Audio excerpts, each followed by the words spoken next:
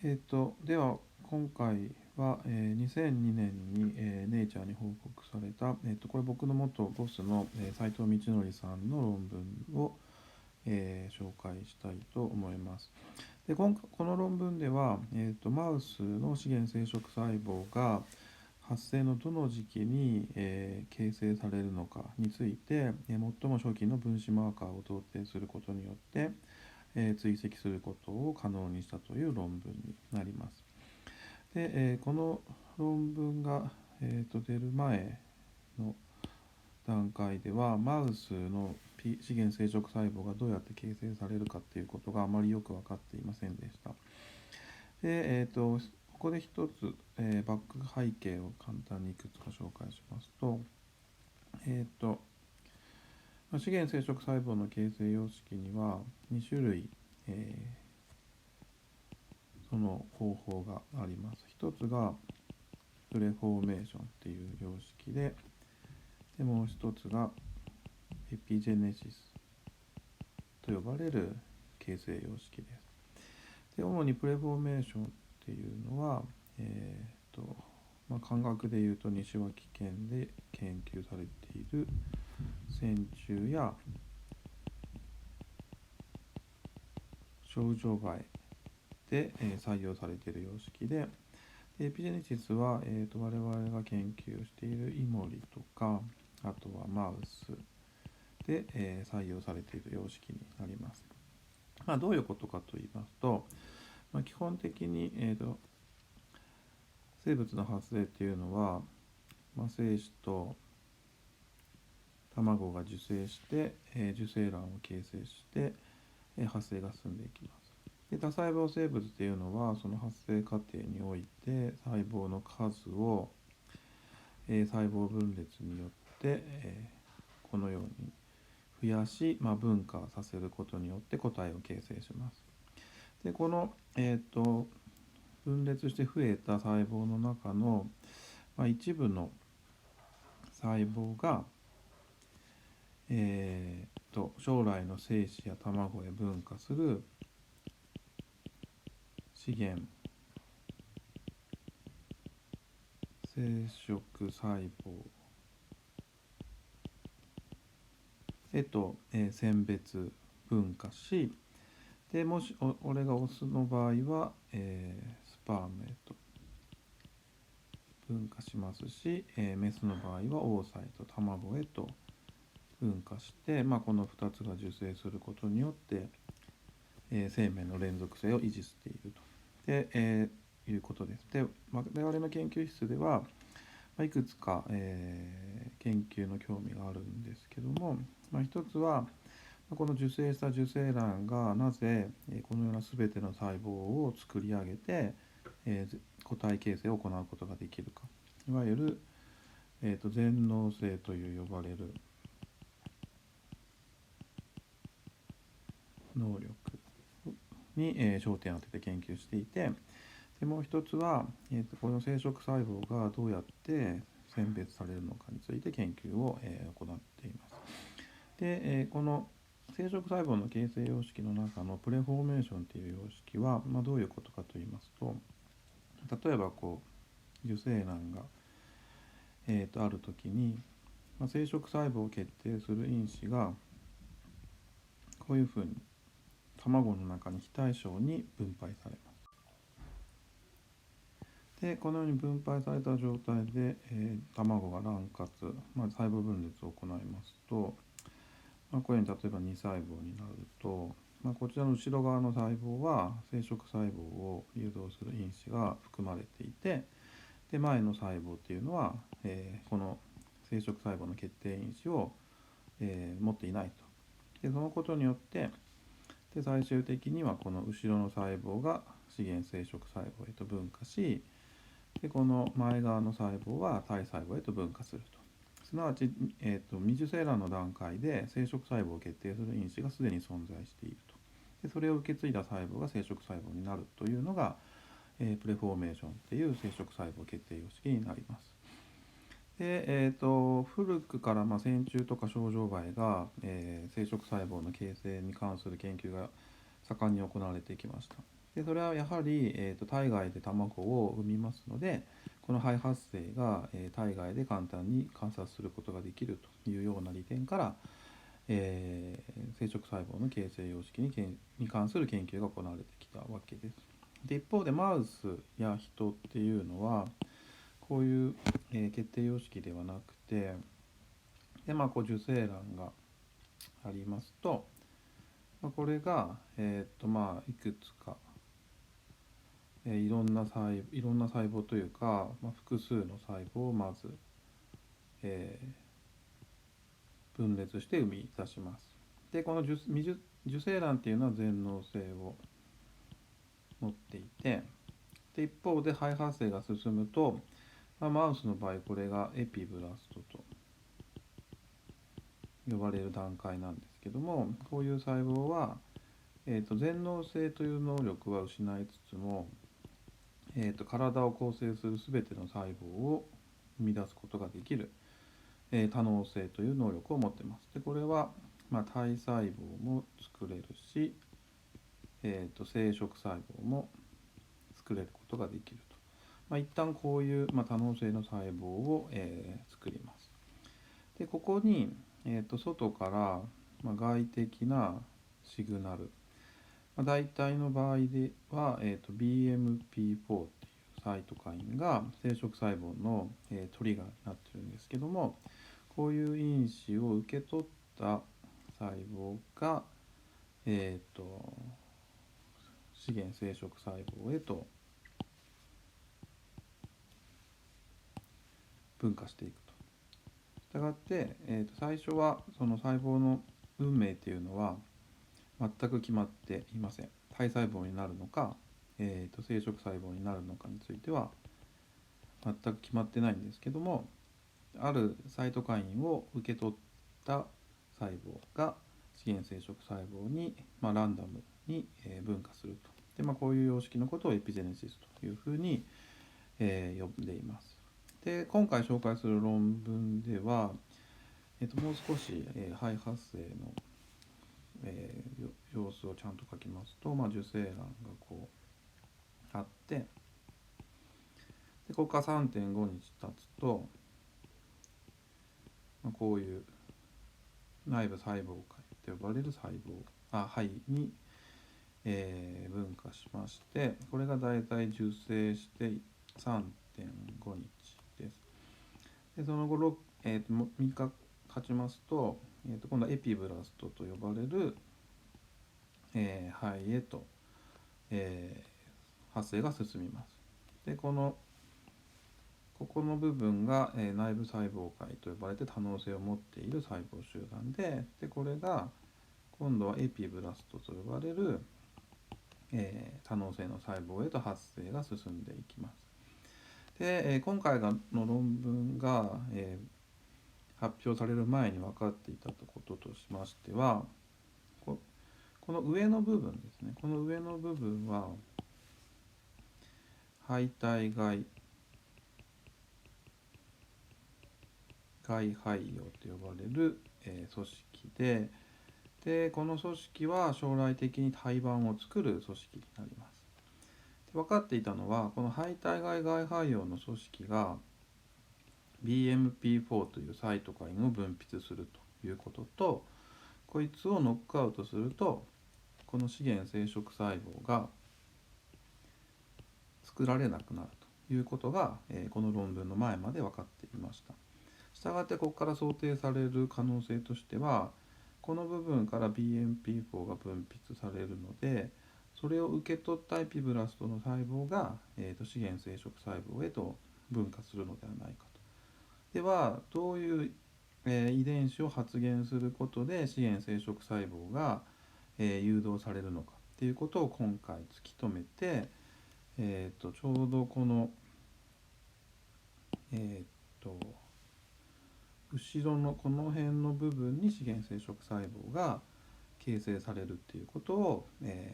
世界で初めて同定した論文になります。では、論文の中身に入っていきます。でまずこれネイチャーのアーティクルで、最も発表するのが難しいと言われている論文です。でタイトルが A Molecular Program for the Specification of Germ Cell Fate in Mice という、タイトルで、マウスの生殖細胞の、形成のモレキュラープログラムを同定したというふうな、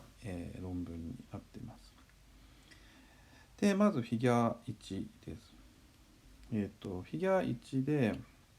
まず、この図出てますけども、この図は一体何なのかというと、だいたい E の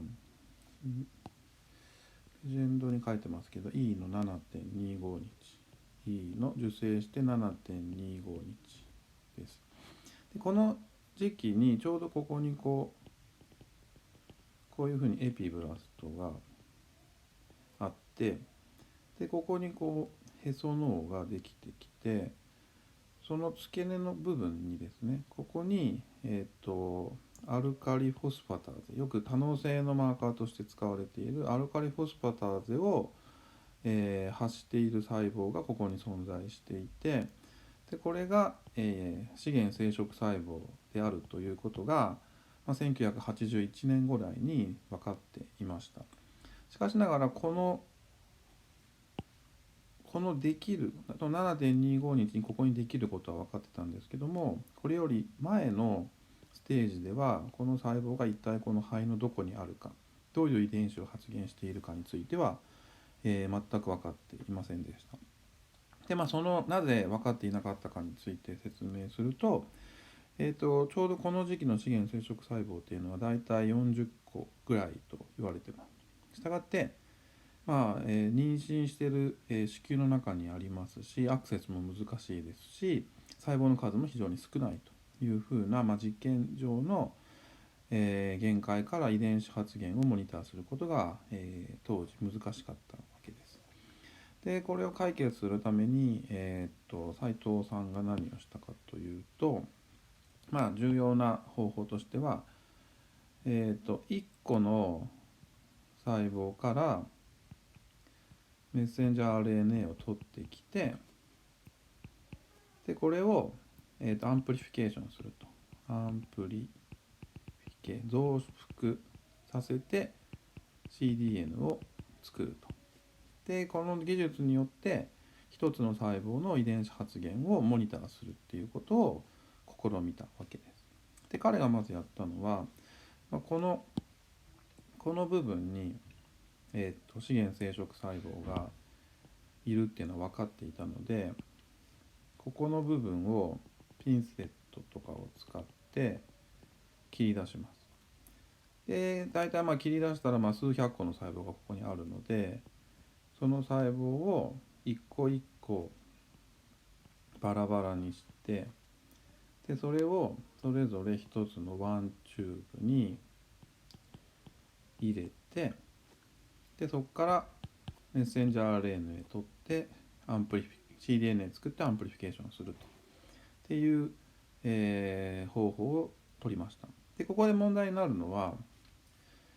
このように細胞を取ってきたこの細胞っていうのは、資源生殖細胞も含まれていますが、それ以外の細胞ももちろんここには存在します。なのでそれぞれの増幅した cDNA が資源生殖細胞由来なのか、それとも周りに存在する体細胞由来なのか、それが、分かりませんでした。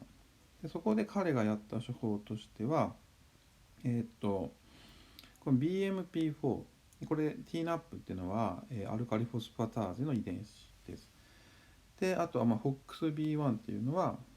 これは体細胞の分化、体細胞分化を誘導するような、遺伝子になります。で彼がやったのは、資源生殖細胞っていうのは BMP4 は発現していなくて、アルカリフォスファターゼは発現していて、で FOXB1 は発現していない、こういう細胞が資源生殖細胞の候補になるんじゃないかというふうに考えて、でこちらがそれぞれ1個の細胞から、cDNA を増幅したデータで、それぞれの細胞における TNAP、FOXB1 の発現を見ていきました。でこれを、クライテリア基準から考えますと、そうですね、TNAP が発現していて HOXB が発現してない、 TNAP が発現していて HOXB が発現してない。でこういう細胞が、資源生殖細胞ではないかというふうに、考えて、次の実験に、次の実験でやったのは、この資源生殖細胞と思われる細胞と資源生殖細胞じゃなくて体細胞と思われるこの2つの細胞で比較して、この資源生殖細胞だけで発現する遺伝子を同定することにしました。で同定は、ディファレンシャルディスプレイという、すごい古い方法を使ってるんですけども、それに関してちょっとメソッドを、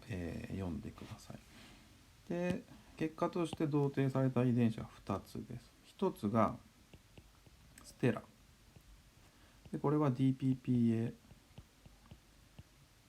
という遺伝子名で、です。でもう一つが、フラジリス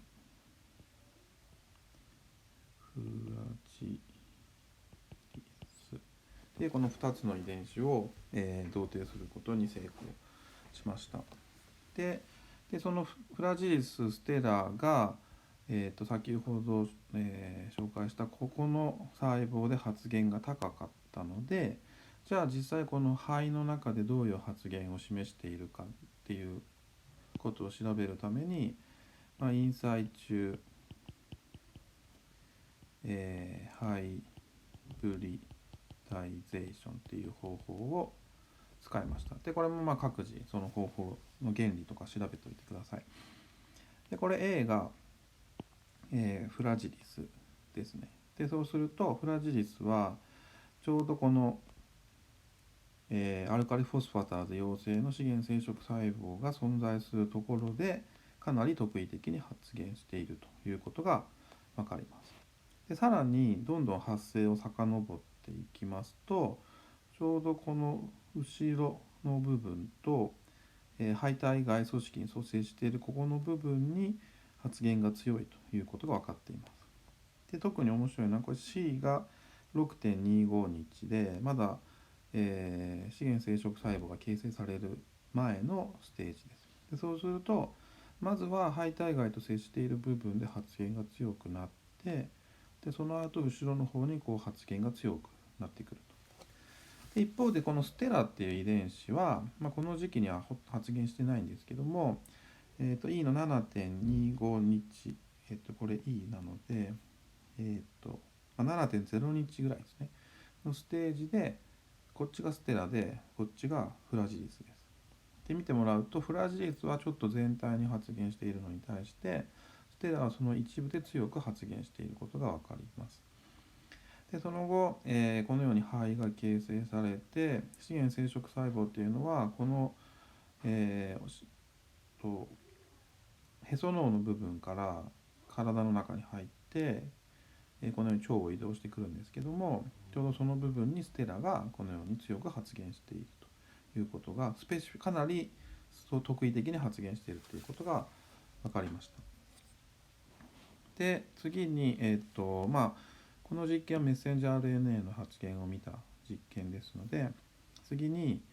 これはフラジリスの抗体を作って免疫染色を行いました。でこれはステラの抗体です。でそうするとこれフラジリスの抗体とステラの抗体で二重染色すると、フラジリスが発現している細胞での一部でステラが発現していると。でこれは別の PG 資源生殖細胞のマーカーである SSEA1 で二重染色するとやはり SSEA1 陽性での細胞がステラ陽性になっているということが、分かりました。でじゃあ次に、最初に、調整したこの1細胞から増幅した cDNA のライブラリに戻ります。でそうするとやはり HOXB が発現してない細胞でフラジリスが発現してて、その一部でステラが発現しているというふうに、この最初ランダムに取ってきた細胞の中でどの細胞がステラ陽性の資源生殖細胞かどうかっていうのをこれで同定することができました。ではそれぞれ例えばこれは資源生殖細胞なので、この細胞で他の例えばオクト4は発現しているかっていうと発現してますし、一方でこのイーブンスキプトというとか HOX-A という体細胞の分化を誘導するような遺伝子は全く発現していないということが、分かります。でこの発現パターンをまとめたのがこちらで、これはちょっと、ビジーな図なので、次の最後のそうですね、まとめの部分に、を紹介します。でこれがそのまとめの図になります。でこの論文で、彼らが提唱したモデルとしては、まず BMP4 によって、フラジリスを発現した細胞がこういうふうに全体的に作られると。でその中で細胞がこう塊を作って、最も内側の細胞が、HOX-B の発現を消失しながら、ステラ陽性な細胞となって資源生殖細胞へと分化するのではないかというふうに彼らは、この論文でこの論文の説明はこれで以上ですが、ちょっとこの辺の、細かいフィギュアですね。これはちょっと、エピブラストを切って貼って遺伝子発現がどう変わるかとか、そういうちょっと細かい実験をやってますので、そういう細かい内容に関しては実際、論文の文章を読んで、文章と図を、理解して、おいてください。